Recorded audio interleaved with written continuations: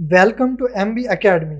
आज के इस पार्ट में हम बाय डिफ़ॉल्ट कोड में चेंजेस करेंगे और उनका आउटपुट अपने ब्राउज़र में देखेंगे।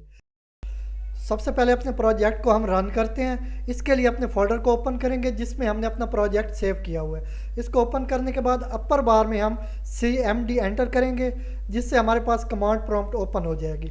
कमांड प्रॉम्प्ट ओपन होने के बाद उसमें हम अपनी कमांड देंगे इसको प्रोजेक्ट को रन करने के लिए cd वर्क।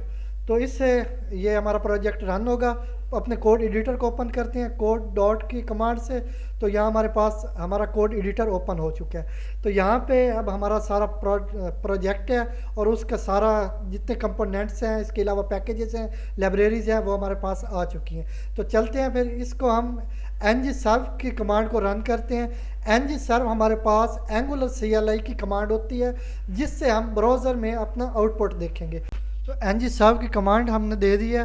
तो इसके बाद हमारा प्रोसेस स्टार्ट हो जाएगा और हमारे पास एक पाथ जिसको लोकल होस्ट कहा जाता है उसको हम ब्राउज़र में एंटर करेंगे और हमारा आउटपुट जितना भी हमारा एंगुलर का आउटपुट है वो हम वहाँ पे देख सकेंगे। तो यहाँ हमारे पास इसका प्रोसेस कंप्लीट होने में थोड़ा सा टाइम लगेगा। हम तब तक वीडियो को पास करते हैं और कंप्लीट होने के बाद फिर स्टार्ट करेंगे। तो यहाँ हमारे पास ये प्रोसेस कंप्लीट हो चुका है। तो यहाँ ऊपर हमारे पास लोकल होस्ट जो कि 4200 है, इसको यहाँ से हम कॉपी करके ब्राउज़र को ओपन करके वहाँ पे पेस्ट करेंगे। तो चलते हैं इसको यहाँ से कॉपी कर लेते हैं। तो कॉपी करने के बाद नेक्स्ट हम अपना ब्राउज़र ओपन करेंगे। यहाँ नीचे ब्राउज़र पे क्लिक किया तो हमारे पास ब्राउज़र ओपन हो चुका है। यहाँ पे हम अपर बार में इसको पेस्ट कर देंगे। आउटपुट यहाँ हमारे पास ब्राउज़र में मौजूद है। इसके दो पोर्शंस हैं। एक में हमारे पास टाइटल है जो कि सबसे ऊपर नज़र आ रहा है वर्क नाम का, जो कि हमारे प्रोजेक्ट का नाम है। इसके बाद बाकी कंटेंट है। इसका कोड एक अलग कंपोनेंट में है। तो इसको हम वापस जाके देखते हैं और इनमें मॉडिफिकेशंस करते हैं। तो सबसे पहले हम अपने जो अपर बार में हमारे पास वर्क का नाम का टाइटल है उसको चेंज करते हैं। उसके लिए हम src ओपन करेंगे। इसमें हमारे पास index.html का कंपोनेंट है। इसमें हमें एक टाइटल टैग में वर्क का नाम मिल जाता है। तो इसको हम चेंज कर लेते हैं। इसको इरेज करके हम यहाँ पे अपनी एकेडमी का नाम दे देते हैं। तो यहाँ पे हम MB एकेडमी एंटर करेंगे। इसको Ctrl+S के साथ सेव कर लेंगे। वापस अपना ब्राउज़र ओपन करते हैं और उसमें अपना आउटपुट देख लेते हैं। रिफ्रेश करने के बाद यहाँ ऊपर हमारे पास MB एकेडमी मॉडिफाई होके आ चुका है। तो ये इसके बाद हमारे पास ये बाकी कंटेंट है। तो हम इसको इरेज कर लेते हैं ताकि इसको समझना हमारे लिए फर्दर इजी हो। तो चलते हैं इसको सिलेक्ट ऑल करके इसको हम इरेज कर लेते हैं। उसके बाद हम अपने टैग डिफाइन करेंगे और उनमें हम अपना कंटेंट देंगे। तो चलते हैं हम H1 के नाम का टैग डिफाइन करते हैं यहाँ पे और इसमें हम MB एकेडमी को कंटेंट दे देते हैं और इसको हम सेव करने के बाद इसका रिजल्ट फिर अपने ब्राउज़र में जाके देख लेते हैं। तो यहाँ पे हमने एंटर कर लिया MB एकेडमी और यहाँ पे आउटपुट हमारे पास MB एकेडमी आ चुका है। तो चलते हैं हम यहाँ पे कुछ और टाइप का डाटा शो करवाते हैं। तो उसके लिए नेक्स्ट हमारे पास होता है डायनामिक डाटा। तो डायनामिक डाटा को कैसे शो करवाया जाता है, तो उसके लिए हम चलते हैं नेक्स्ट कंपोनेंट में जो कि component.ts है। इसको ओपन कर लेते हैं। इसके अंदर हमें जो डाटा नज़र आ रहा है इसको डायनामिक डाटा कहते हैं। तो ये जो सारा कोड है ये एक्चुअली डायनामिक डाटा है। तो यहाँ हमारे पास नीचे एक टाइटल की प्रॉपर्टी है जिसको वर्क की वैल्यू दी गई है। तो इसको शो करवाने के लिए हम इंटरपोलेशन यूज़ करते हैं। तो इंटरपोलेशन क्या होती है इसके लिए हम नेक्स्ट पढ़ेंगे।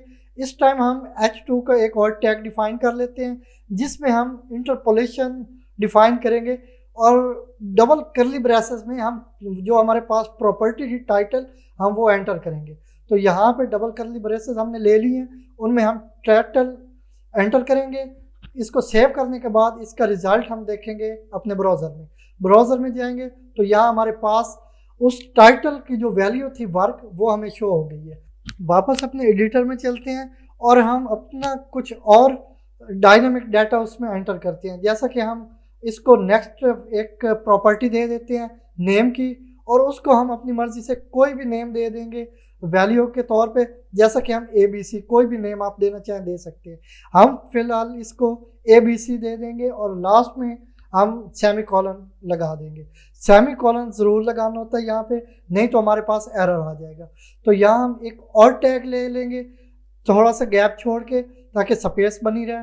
तो उसके लिए हम H3 एक और टैग डिफाइन करेंगे जिसमें हम जो प्रॉपर्टी पीछे हम डिफाइन कर चुके हैं नेम की और उसको हमने वैल्यू दी थी वो हम शो करवाएंगे।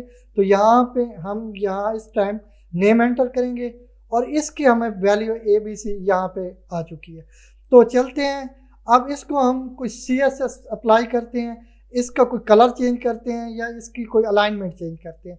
तो चलते हैं वापस, इसके लिए हमारे पास नेक्स्ट कंपोनेंट है component.css जिसमें हम CSS अप्लाई कर सकते हैं, यानी कि हम अपने कंटेंट को कोई भी स्टाइल दे सकते हैं।